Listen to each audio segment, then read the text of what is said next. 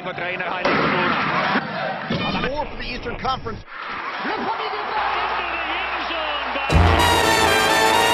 Boy, il va y avoir du sport, tranquille.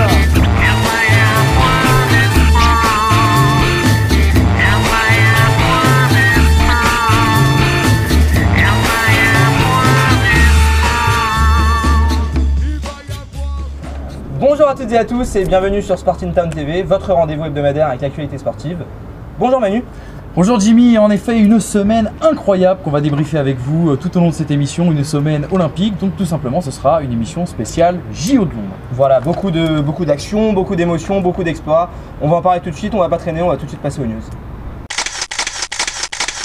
Ah oui, juste incroyable, Michael Phelps, 27 ans il faut le rappeler, il était présent à Athènes, il avait glané déjà 8 médailles dont 6 en or. À Pékin il avait fait le coup gagnant, 2008, 8 médailles, 8 en or, quelques records je crois Jimmy aussi. 7 records olympiques et un record du monde à ce moment-là. Et là il enchaîne donc avec 5 médailles dont 3 en or, glané 2 en argent. Les 3 médailles en or, elles ont été glanées sur quel Alors, 4 x 200, 100 mètres papillon et 2 x 4 nages, 204 nages.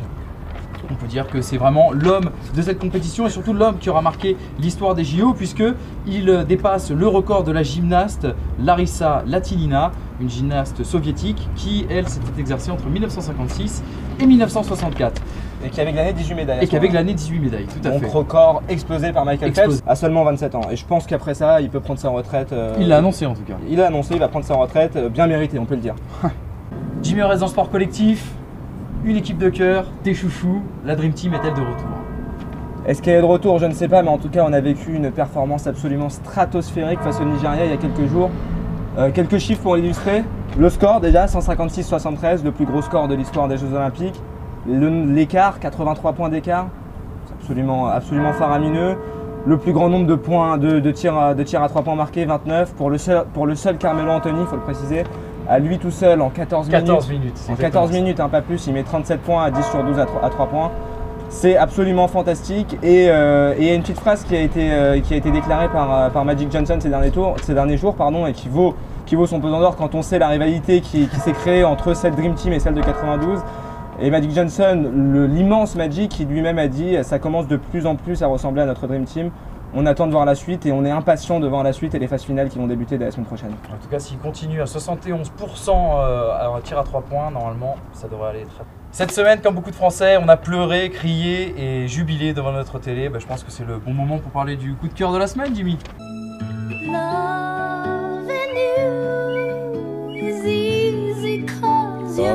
En effet, Manu a un coup de cœur cette semaine, mais qui va être un petit peu spécial puisqu'il ne concerne ni un joueur ni une équipe, mais plutôt une discipline.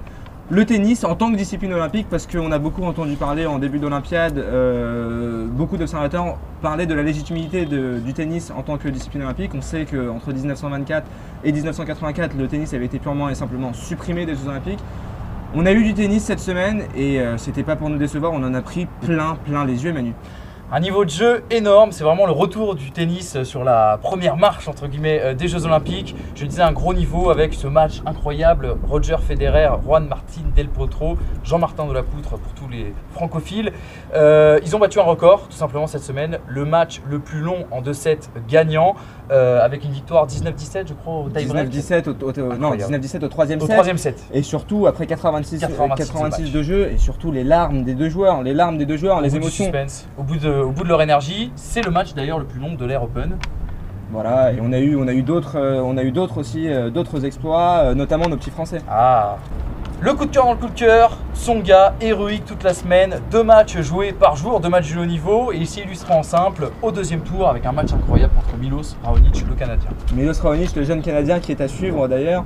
Un match extraordinaire, épique, qui s'est fini à 25-23 au troisième set et alors qu'il avait un match de double encore à jouer derrière, il a continué à combiner comme ça toute la semaine. Malheureusement pour le simple, ça s'est arrêté en quart de finale, je crois, Manu. Ouais, exactement, contre Novak Djokovic, le Serbe irrésistible, il a perdu en 2-7, 7-5, 6-1. Bonne nouvelle en tennis aujourd'hui pour l'équipe de France, c'est Richard Gasquet et Julien Bento qui ont décroché, qui repartent bronzés de Londres, tout simplement. Donc le tennis au top et les Français, nos tennisman français au top. Un super coup de cœur. Notre coup de cœur. On va passer au coup de gueule de la semaine et un coup de gueule qui nous met très en colère cette semaine. Vous l'avez sans doute tous vu, les deux chinoises Yu Guang et Wang Xiaoli, j'espère que j'ai été précis justement dans la prononciation, disqualifiées pour avoir délibérément perdu un match, c'était du badminton, c'était cette semaine, la numéro 1 mondiale, enfin les numéros 1 mondiales du double de badminton, Jimmy, elles étaient également championnes du monde, et bien tout simplement disqualifiées comme 3 autres équipes, une équipe malaisienne, 2 équipes coréennes.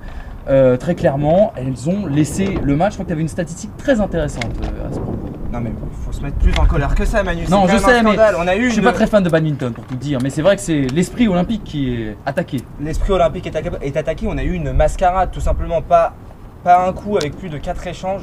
Enfin, il y avait un public qui s'est déplacé, il y a du monde qui était venu les voir. C'était une mascarade, c'était n'importe quoi. Elle se tapait la balle, elle faisait exprès de servir dans le filet. Tout ça pour éviter, tout ça pour calculer, pour éviter les meilleurs du monde pour la phase d'après. Résultat, tout le monde disqualifié et c'est pas plus mal. Et ça a eu de lourdes conséquences puisque une des 2 numéros 1 mondiales, tu me diras, tu vas me rappeler son nom.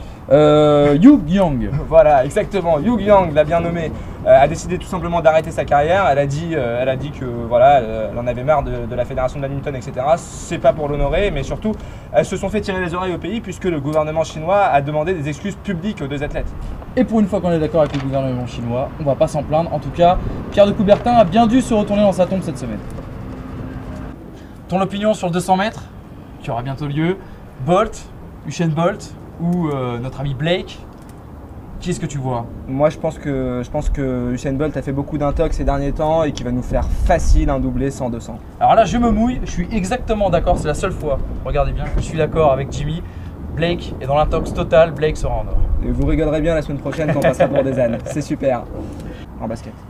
Allez, avant de se quitter, n'oubliez pas de visiter le site sportintown.com puisqu'il y a un concours qui risque de vous intéresser si vous voulez gagner des maillots, des contrats de sponsoring et participer surtout à des compétitions de sport entre vous contre d'autres équipes.